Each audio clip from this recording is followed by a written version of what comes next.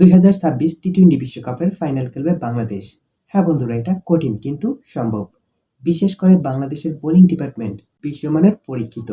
Mostafizur Rahman IL টি-20তে দুর্দান্ত অসাধারণ bowling করেছেন এবং তিনি আইপিএল এর নিয়মিত performer.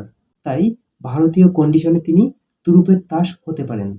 Rishad Hossain Australian Premier League Big ব্যাশে দুর্দান্ত অসাধারণ বোলিং করে যাচ্ছেন। এমনকি হোবার্ট হারিকেনের এই মুহূর্তের সবথেকে নির্ভরযোগ্য স্পিন ডিপার্টমেন্টের প্রধান হিসেবে তিনি খেলে যাচ্ছেন।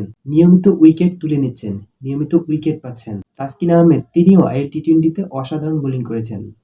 তিনি পরীক্ষিত বিশ্বমানের। এর বাইরেও বাংলাদেশের স্পিন ডিপার্টমেন্টে আছে নাসুম আহমেদ, মাহাদি হাসান, তারা কিন্তু পরীক্ষিত বিশ্বমানের। সব মিলিয়ে বাংলাদেশের বোলিং ডিপার্টমেন্ট ফাইনাল খেলার জন্য পারফেক্ট।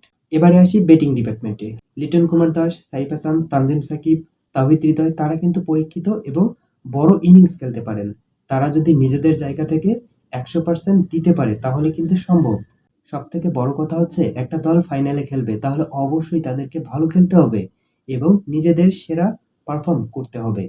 যদি বাংলাদেশের ব্যাটাররা এই পারফর্মটা করতে পারে এবং বাংলাদেশের বোলিং লাইন আপ তারা যদি তাদের নিজেদের পারফর্ম ধারাবাহিকতা বজায় রাখতে পারে তাহলে বাংলাদেশ ফাইনালে খেলবে, এটা অসম্ভব হবে না। তারপরেও এটা আমার ব্যক্তিগত মতামত। বন্ধুরা, আপনাদের কাছে কি মনে হয়, বাংলাদেশ কি পারবে টি-20 বিশ্বকাপের ফাইনাল খেলতে? কমেন্টে জানিয়ে দিন। সম্ভব হলে চ্যানেলটিকে সাবস্ক্রাইব করে আমার পাশে থাকতে পারেন। ধন্যবাদ সবাইকে।